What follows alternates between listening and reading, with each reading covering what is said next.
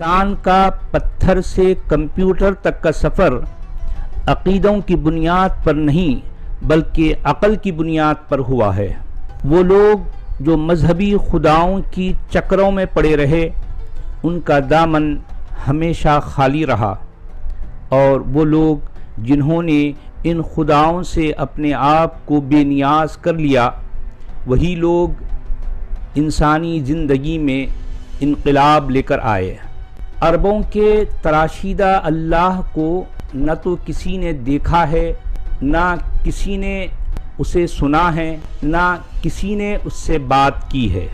جنہوں نے قرآن کو لکھا انہی کے بیانات کے مطابق ان کے تراشیدہ عربی اللہ کو نفس بھی ہے۔ خود قرآن میں قرآن کے لکھنے والوں نے اللہ کے لیے کم از کم 3 جگہوں پر نفس کا استعمال کیا ہے، اور اس کا چہرہ، پنڈلی، ہاتھ، کلائیاں بھی ہیں۔ وہ ماننے والے سے راضی رہتا ہے، نہ ماننے والوں سے ناراض رہتا ہے، نہ ماننے والوں کے دلوں پر مہریں بھی لگا دیتا ہے، اور پھر ان کے واسطے دردناک عذاب بھی تیار رکھتا ہے۔ وہ کوسہ کاٹی بھی کرتا ہے، وہ بار بار قسمیں بھی کھاتا ہے، وہ گالم گلوچ بھی کرتا ہے، وہ دہشت بھی کرواتا ہے، وہ مدد اور قرض بھی مانگتا ہے، وہ لالچ بھی دیتا ہے، وہ مذاق بھی اڑاتا ہے، وہ مکر کی چالیں بھی چلتا ہے، وہ دھوکہ بھی دیتا ہے اور شرماتا بھی نہیں۔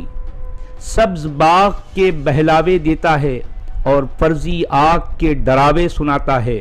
اپنی عربی کتاب کو غیر عرب تک پہنچانے کے لیے بھانت بھانت کے مترجمین کا محتاج ہے۔ وہ رہتی دنیا تک اس کتاب جسے آخری ہدایت نامہ کہا گیا، اس نے ایک ایسی لنگڑی لولی زبان میں بھیجا جس میں نہ تو نقطے تھے، نہ حمزہ تھا، نہ الف مقصورہ تھا، نہ اعراب تھے۔ اس کی لکھت کے لیے خود اس کے پاس اس زبان کی اپنی کوئی کرسی تک نہیں تھی۔ اسی وجہ سے بے شمار قراءتیں اور اختلافات سامنے آئے۔ 1,24,000 نبیوں کی ٹیم بھیجنے کے باوجود وہ انسان کو آج تک انسان نہیں بنا سکا۔ کہنے کو تو وہ پوری کائنات کا بنانے والا ٹھہرا، مگر کعبہ نامی اپنا گھر وہ خود نہیں بنا سکا بیچارہ۔ جو لوگ سوچنا سمجھنا چاہتے ہیں اور جن کے نزدیک سچائی عقیدوں سے کہیں زیادہ اہم ہے، ان کے لیے میری ان ویڈیوز میں بڑے خاص نکتے اور بہت سی نشانیاں ہیں۔ اب آگے وہ جانیں اور ان کے صدیوں سے چلے آ رہے کھوکھلے اور بے بنیاد عقیدے